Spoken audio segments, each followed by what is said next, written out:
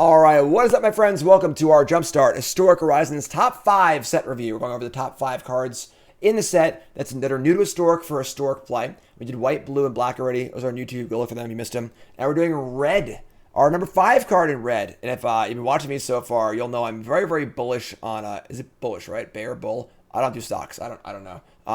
I'm very, very high on, not like that. I'm very high on the madness effects. Fiery Temper, red 1, 3 damage to any target, madness for lightning bolt. And I think that there's a lot of really good madness things happening in this set. We've already seen a lot of them in black.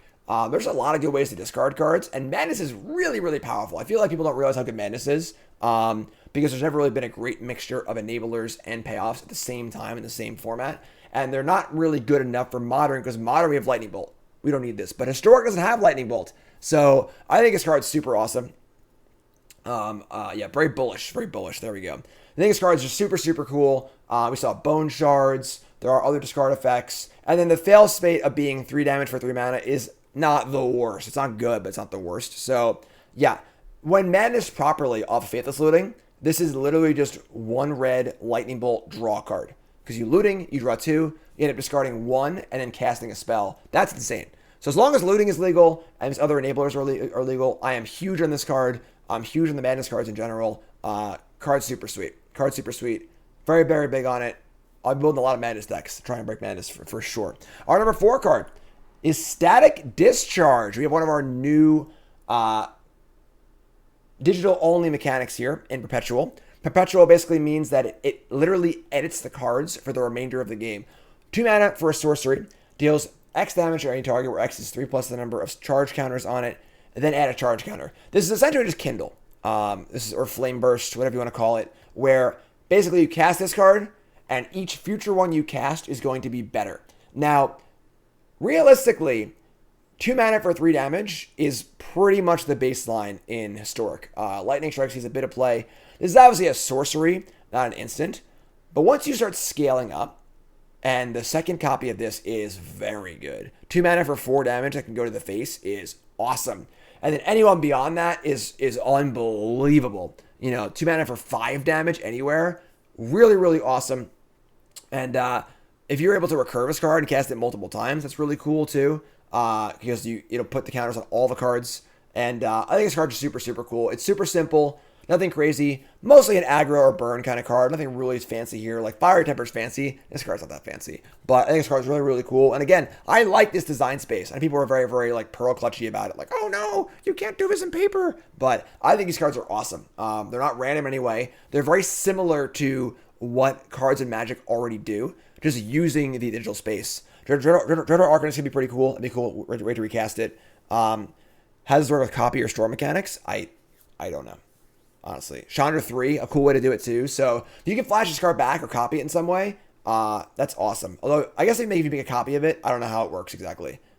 I guess it won't work. Yeah, so I guess if you copy this card, it will not work. And I think Chandra might copy. I don't know. So you can't copy it, but there are a lot of cool things to do with it. And again, even just straight up, this card's pretty awesome as well. So like it a lot. That's my number 4 card. Number 3 card on the madness train still is Blazing Rootwalla.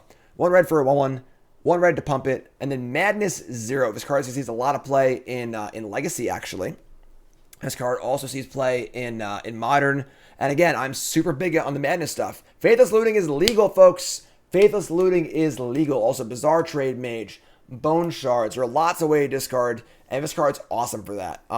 Just a super solid card. It's a reasonable 1-drop. There aren't a ton of great 1-drops in the format, although we'll get to that in a little bit. But just a really solid card. Again, I'm very bullish on Madness. I think Madness is going to be awesome. There are tons of great discard outlets, tons of great things to do with Madness. So this card's awesome. I love it. It's a cool synergy card. It's not broken. I'm just all about this card. Love it. Our number 2 card. Ooh, are we surprised here? Dragon's Rage Channeler, which is currently one of the literal best cards in Modern. 1 red for a 1/1. If you cast a non-creature spell, you surveil 1. And it has Delirium. There are 4 more card types in the bin. It's a 3/3 flyer with haste and must attack every turn. So, why is this number 2 and not number 1? When this is perhaps one of the best cards in Modern? Well, 2 reasons. No fetch lands, no Mishra's Bauble. Without fetch lands, without Bauble, It's going to be a lot harder to get Delirium early on, which obviously it is very, very easy to do in Modern. If you draw a Mishra's Bauble and a Channeler in Modern, you have Delirium on turn 1 or turn 2 pretty easily. You have Fetch Land, of course. You have your Surveil once or twice, and then easy game. So I think Channeler is not going to be as good as it is in Modern or Legacy in Historic. However, this is still our number 2 card. I think this card's still very, very good. Soul Scar Mage is legal as well. Fits perfectly into that shell. Possibly get in the Phoenix deck as well because you can mill cards off of it too. So just a super powerful 1-drop. A card that I initially underrated in my set review for Modern Horizons 2. The card's just great. It's really, really good. And let's move on to our number 1 card then. Number 1. What's better than Channeler? Seasoned Pyromancer. A really, really powerful card in Modern. Now, I know Pyromancer in Modern is not broken in any way. It's a very, very solid value card. Remember, this is not Modern. This is Historic. There are no Tron decks. There are no Amulet Titan decks. There are no combo decks. So the raw value power of Pyromancer is going to be very, very good. And then, once again, Madness, Madness, Madness. This is a phenomenal Madness enabler. You discard a non-land card. You get a token.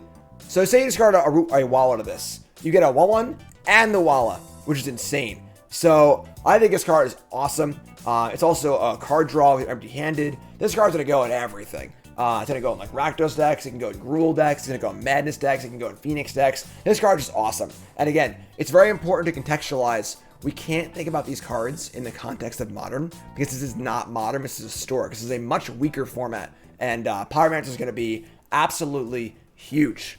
That's red. Moving on to green next. You two folks, love you. Like, comment, subscribe. Let me know your thoughts, what you think the best red card is. And I'll see you fine folks in green. Let's go.